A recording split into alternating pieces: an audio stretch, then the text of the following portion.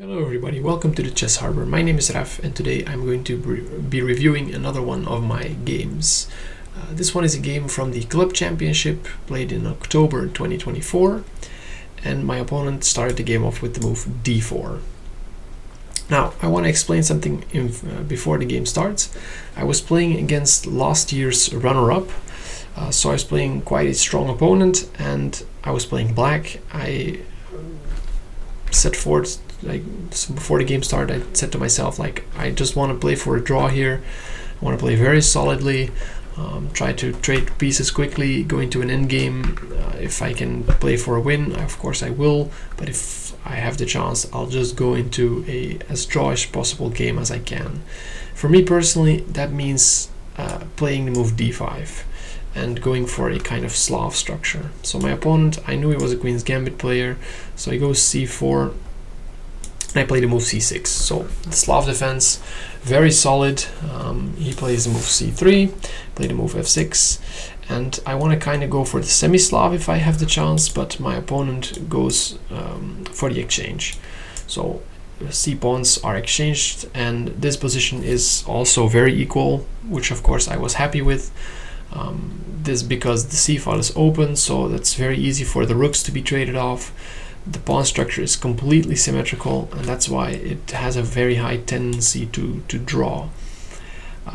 My opponent played knight to f3, knight to c6, and now e3, which I find kind of surprising. It would have been more logical for him to move his bishop outside of the pawn chain first.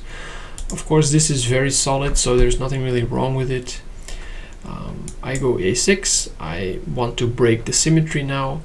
It's useful for me to block this b5 square, so his knight and his bishop are no longer allowed to make use of it. So he puts his bishop on d3, I put my bishop on g4. Now the move a3, and I play e6, just very solid. And then he plays h3. And here I could have remained on this diagonal, keep the spin, but g4 at some point might happen, and then I have to move to g6. Doesn't really change the outcome very much. I can just also go immediately to f5, this which is what I played, because here this tension between the bishops is okay for me, because if he ever takes, I get these doubled pawns which control e4, and my knight is going to be very strong there. So I'm okay with doubling my f-pawn. He goes castles, I play bishop e7, b4, maybe looking to play b5 at some point, so I don't want to allow this. It's undermining, so I play b5 myself. Bishop to b2, now I castle, puts the rook on e1, rook to c8, bishop takes on e5, f5 finally, so I take back with the e-pawn. So as I mentioned, now I have these strong pawns which cover the e4 square, so at some point I want to put a knight there. He goes knight to e5, and I immediately go knight to e4.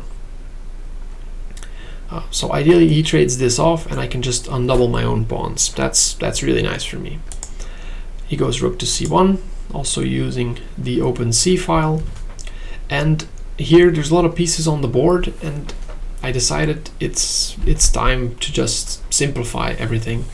So I take on c3, he takes on c3, I take on e5, he takes back on e5, and I take on c3 again. Bishop takes on c3, and queen d7. So a lot of pieces have come off now. We're only left with 3 more pieces for each side. But there's still some structural imbalances. I have a weak d-pawn, he has a weak e-pawn.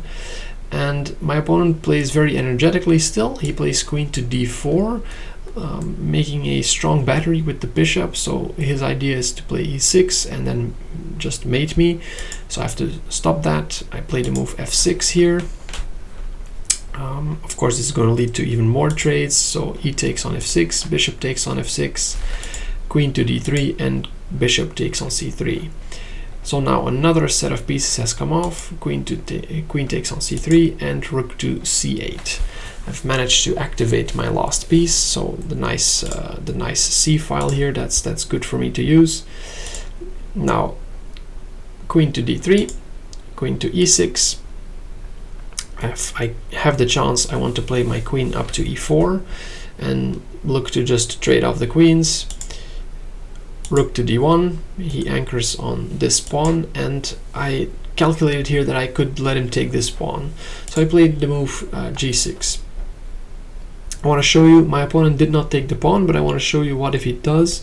So queen takes on d5 here, queen takes on d5, rook takes on d5, and now rook to c3 would be completely equal. So his rook is active but doesn't really have any targets. If he ever wants to target, let's say a6, he goes to d6, I can take on a3, and this pawn is still protected.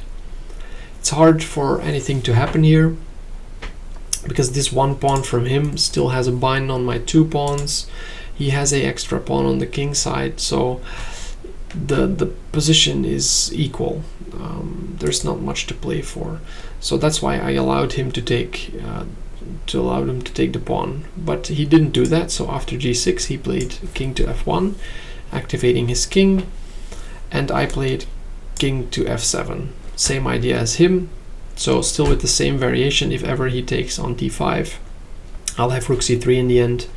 So he plays a queen to d4, maybe looking to invade one of these squares if he gets the chance. So I play queen to c6. Now if he plays check here, I can always block with the rook, so he can't do that. He plays king to e2, and I get my wish. I play queen to c4 check. Now the queens are going to come off forcefully. I offered a draw here and he accepted it. So my quick draw, as I had promised myself at the start of the game that I was looking for, I'm going to get. I want to show you that the game can of course continue. So let's say he puts the king on e1 again. If the queens do come off, I can just move in the king. The king is active, his rook has no way in, my rook has a way in on his c file. So if anything, I'm playing for a win here and he's looking to defend. So that's not something he wants to allow. If he ever takes on c4 and I take back with the pawn, his rook can become active and he can even grab this pawn, but this would also still be equal because I can very easily activate my rook as well. So I push c3, he has to do something about it, so king e2, now rook check on d8, king to c2, rook to d2 check, and here both rooks are active now, the kings are active, and the position would also be a draw.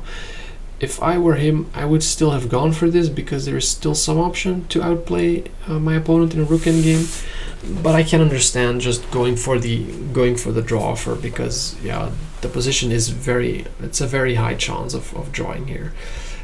So it was nice for me. I wanted a quick draw and I did get that. So a shorter video this week. Yeah, always nice, of course, to just, if you're playing against a stronger opponent, you can always go for a draw if you're black. There's nothing wrong with that. Yeah, that's all I can say. Thanks for watching, and I hope to see you guys in the next video.